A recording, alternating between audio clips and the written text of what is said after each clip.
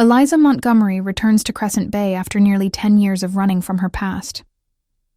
The familiar beach stirs old memories, unresolved pain, and a storm of emotions as she prepares to confront what she left behind. Eliza's phone vibrated, in the pocket of her linen dress. She ignored it, knowing it would be Carter, her literary agent, asking about the manuscript she hadn't touched in months. The irony wasn't lost on her, a celebrated author of emotional fiction who couldn't seem to write her own ending.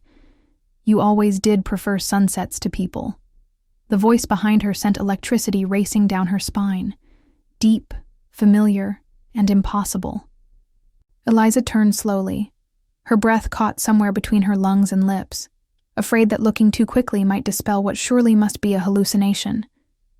But there he stood, Nathan Hayes, his 6-foot frame silhouetted against the dying light, hands tucked into the pockets of worn jeans, looking at her the way he always had, as if she were a puzzle he was determined to solve.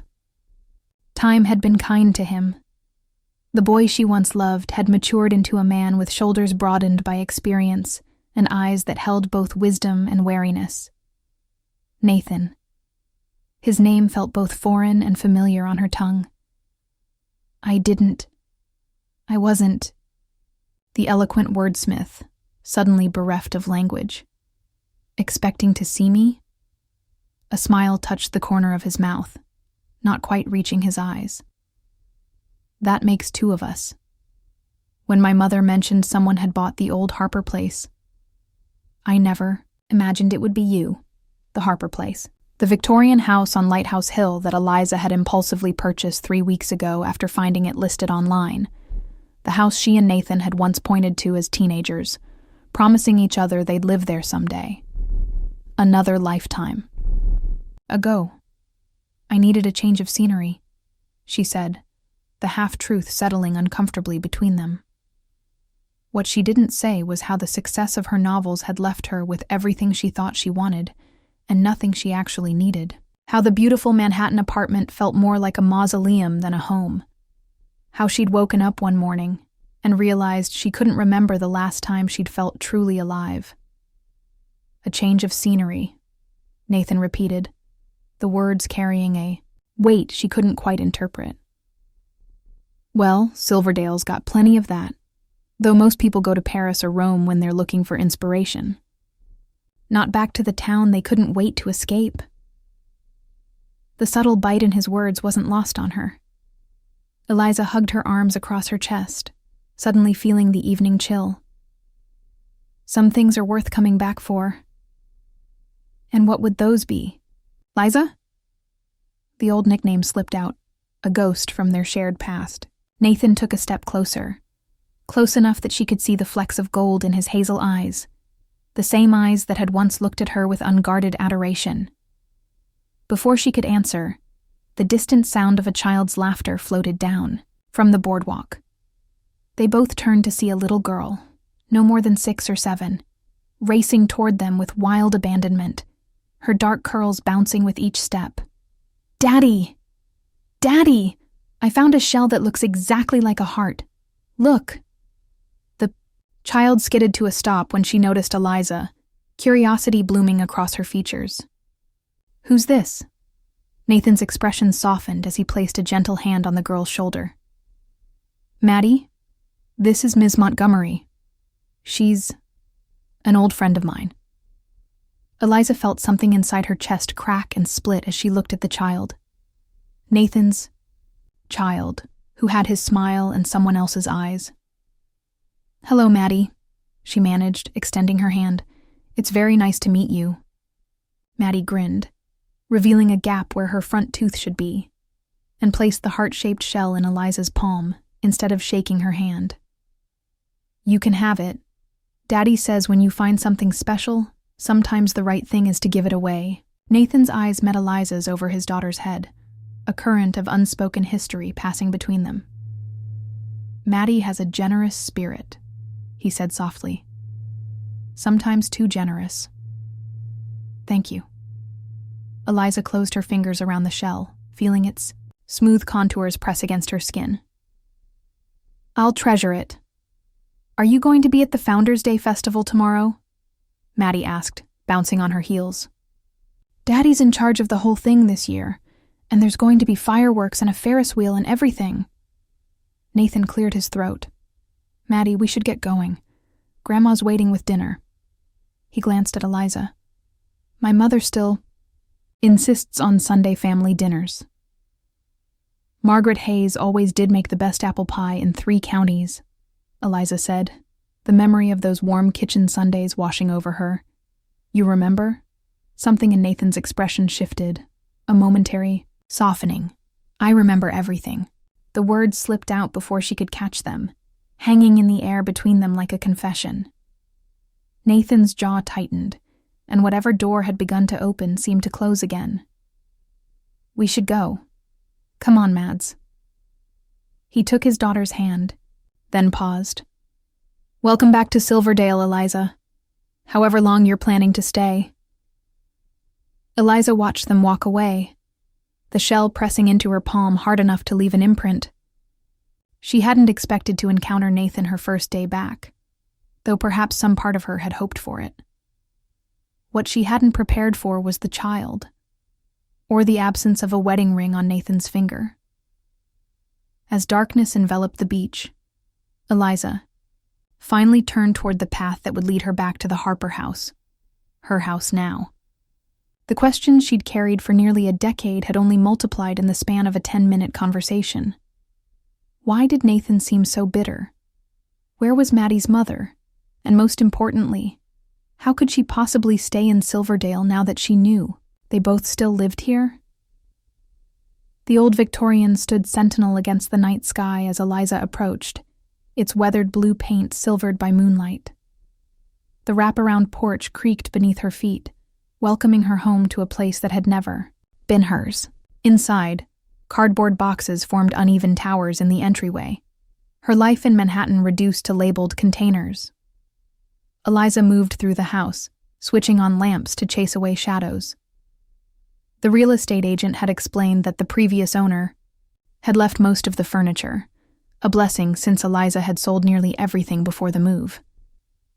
The house felt like a time capsule with its clawfoot tub, leaded glass windows, and wood-burning fireplace. In the kitchen, she set Maddie's shell on the windowsill above the sink, where morning light would catch its pearlescent surface. Then she poured herself a generous glass of red wine and carried it to the back porch, settling into a wicker chair that groaned beneath her weight. From this vantage point, she could see the lighthouse beam sweeping across the bay in rhythmic intervals, a constant in a world of variables.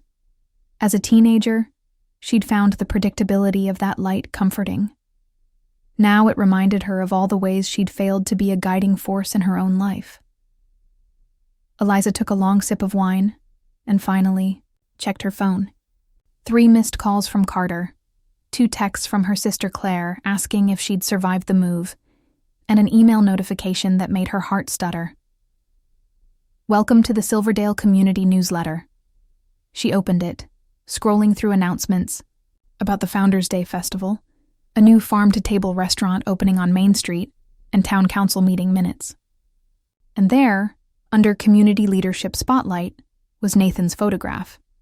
The caption read, Nathan Hayes, town manager, oversees final preparations for Silverdale's 150th Founders Day celebration.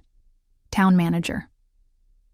The boy who'd once told her he couldn't wait to leave this microscopic excuse for a town was now running it.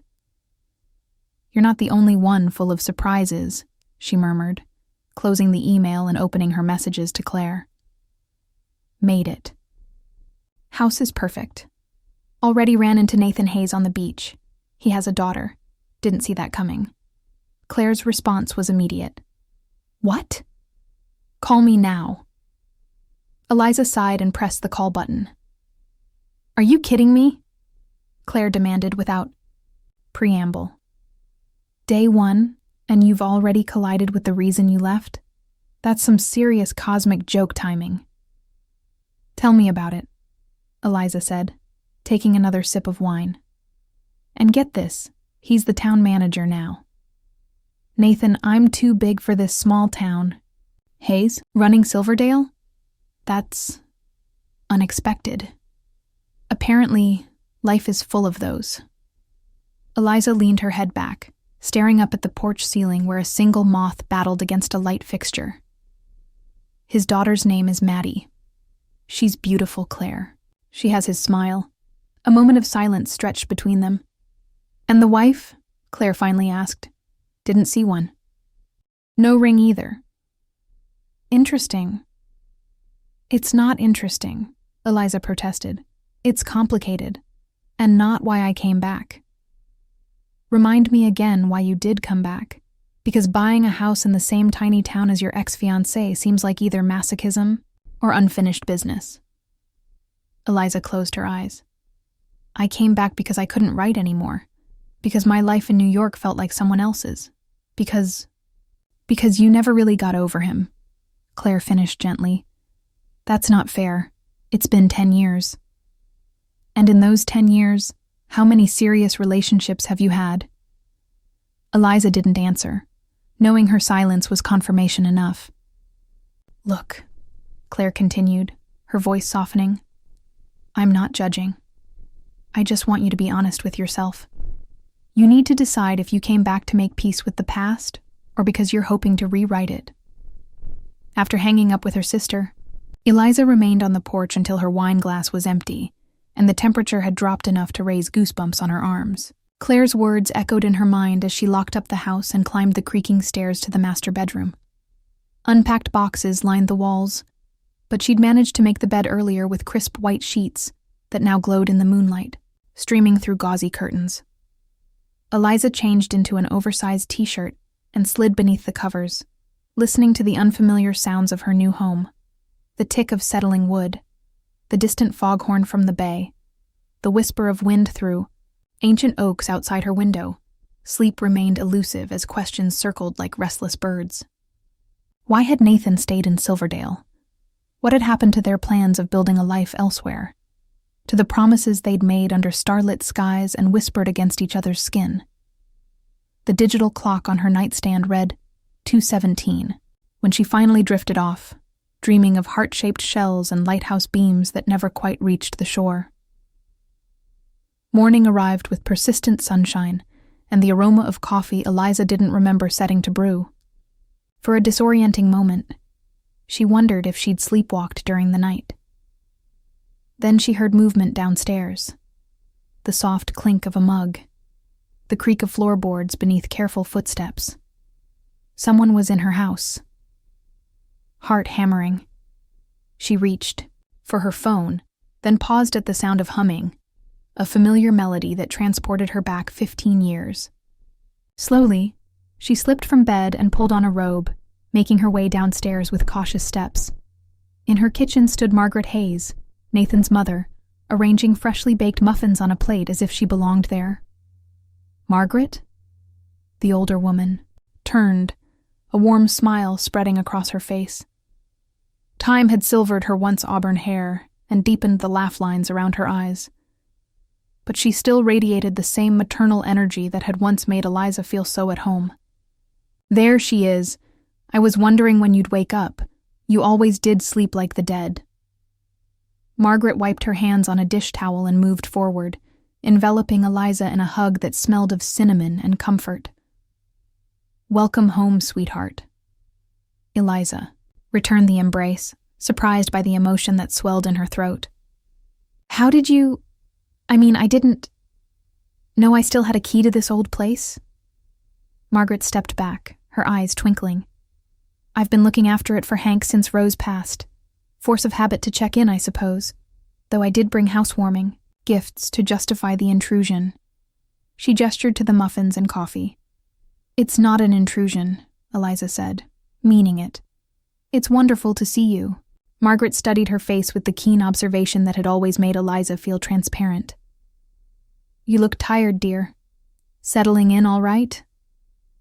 Just getting my bearings. Eliza accepted the mug of coffee Margaret handed her. It's strange being back after so long. I imagine so. Margaret settled into a chair at the kitchen table, patting the seat beside her. When Nathan told me you were back, I could hardly believe it. Life has a way of coming full circle, doesn't it? Eliza sat, wrapping her fingers around the warm May. Nathan didn't seem particularly thrilled to see me. Margaret's expression softened with something like regret. My son, he's had a difficult few years, but seeing you again, it matters to him more than he'd admit. He has a beautiful daughter, Eliza said carefully, testing the waters. Maddie is his world. Pride illuminated Margaret's features. That child saved him, I think, after everything. With Rebecca? Eliza tried to keep her expression neutral. Rebecca? Margaret's eyebrows rose. Maddie's mother, Nathan's ex-wife. I assumed you knew. I've been gone a long time. Eliza took a sip of coffee to hide her reaction. Things change. That they do. Margaret reached over to pat Eliza's hand. Rebecca left them when Maddie was just 2.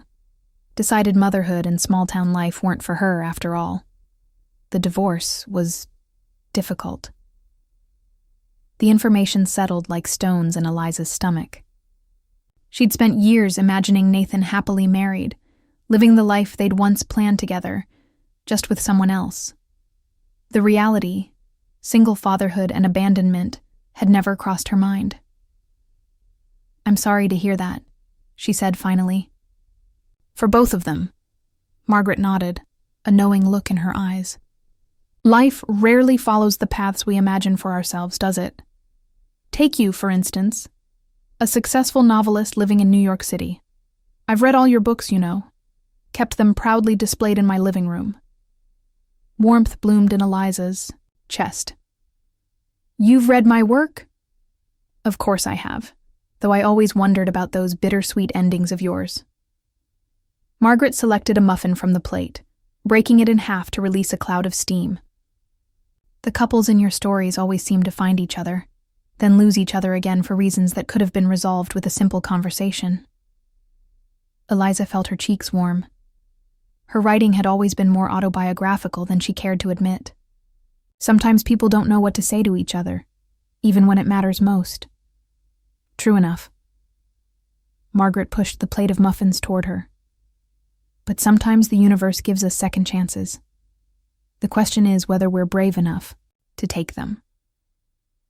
After Margaret left, extracting a promise from Eliza to attend the Founders' Day festival that afternoon, the house felt both emptier and somehow more alive, as if Margaret's presence had awakened something dormant within its walls.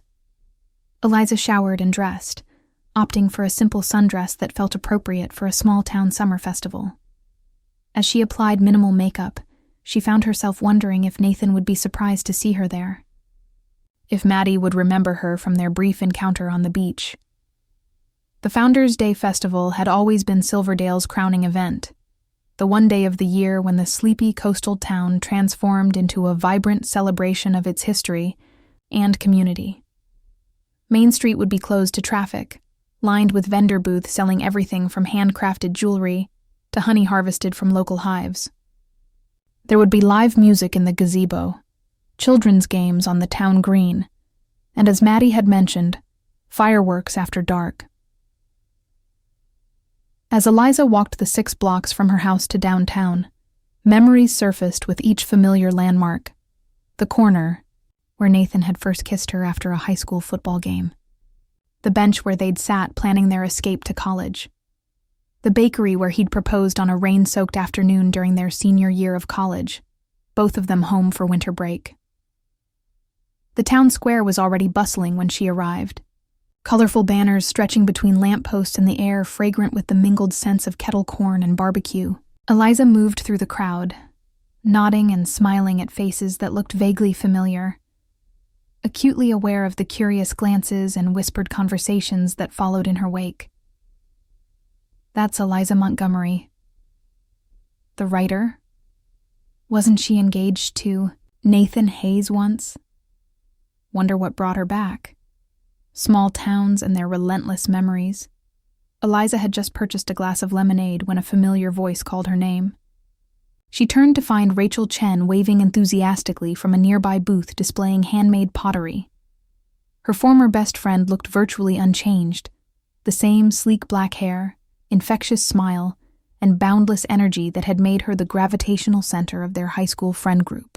"I heard rumors you were back, but I had to see it with my own eyes," Rachel exclaimed, emerging from behind the booth to pull Eliza into a fierce hug. "Why didn't you call me, you monster?" Eliza laughed, returning the embrace. "I've barely been here 24 hours. And how did you know I was back anyway?" "Please." Rachel rolled her eyes. "Silverdale has 2 major food groups, carbohydrates and gossip. Margaret Hayes was in the diner this morning telling everyone how her almost daughter-in-law has returned to town and bought the Harper place." "Almost daughter-in-law," Eliza repeated, the title striking an uncomfortable chord. "That was a lifetime ago. And yet here you are." Rachel linked her arm through Eliza's, guiding her away from the booth. "My sister can watch my sales for a bit. We have a decade of catching up to do." They found a relatively quiet spot on the edge of the town green, settling onto a wooden bench beneath the shade of an ancient oak tree. From this vantage point, they could see children racing across the grass, faces painted like butterflies, and lions, while parents chatted in small clusters nearby. "So," Rachel began, fixing Eliza with an expectant look, "what really brings the illustrious E.L. Montgomery back to our humble coastal abode? Writer's block? Midlife crisis? Deadly illness that's prompted a sentimental journey? I'm 28, Rach. Hardly midlife. You're deflecting." Eliza sighed, watching a young girl who reminded her of Maddie Chase bubbles across the lawn. "Would you believe me if I said I missed this place?" Not for a second. Rachel's tone was light, but her eyes were serious. "You left here like your heels were on fire. Never came back for holidays. Barely kept in touch with anyone except your family. Then suddenly you're buying property and settling in? There's a story there, and as your oldest friend, I demand exclusive rights." The weight of unspoken truths pressed against Eliza's chest. How could she explain the hollowness that had been growing inside her with each bestseller and television appearance? The paralyzing fear that she'd built her career writing about emotions she no longer allowed herself to feel. "The truth is embarrassingly simple," she admitted finally. "I was lost. New York started to feel like a beautiful, empty hotel room. My writing felt mechanical. And then one night, I had this dream about the Harper house. So vivid I could smell the salt air and feel the porch swing creaking beneath me. When I woke up, I looked it up on a whim and saw it was for sale. 2 weeks later, I owned it." Rachel studied her face. "And Nathan? Did you know he was still here? That he's been raising Maddie alone since Rebecca left?" "I ran into him yesterday, actually. On the beach with Maddie." Eliza toyed with her lemonade straw. "Margaret filled me in on the rest this morning." "And how did that make you feel? Seeing him again?" "Like someone had knocked all the air from my lungs," Eliza admitted. "Like 10 years disappeared in an instant, like—" She trailed off, unable to articulate the storm of emotions that had swept through her. "Like maybe you never should have left," Rachel supplied gently. Eliza's head snapped up. "I didn't have a choice, Rach. You know that." "Do I?" Rachel's expression was challenging. "Because from where I was standing, you had plenty of choices. You just made the one that let you run away." The accusation stung with its proximity to Eliza's own deepest fears. "That's not fair. Nathan was the one who broke things off?" "Yes, he did. After you deferred your admission to that fancy MFA program for the 3rd time because you claimed you couldn't leave while his dad was dying." Rachel's voice softened. "He set you free, Eliza, because he knew you'd grow to resent him if you stayed. He didn't give me the chance to make that decision for myself," Eliza protested, the old hurt rising fresh and sharp. "He just decided what was best for both of us. And you've been punishing him for it ever since by staying away." Rachel placed a hand over Eliza's. "Look, I love you both. You were my family when my parents were too busy fighting each other to notice I existed. But you're both stubborn, prideful idiots who threw away something real because neither of you would bend." Before Eliza could respond, a commotion near the gazebo caught their attention. Nathan stood at the center of a small crowd, clipboard in hand, giving directions to a group of volunteers.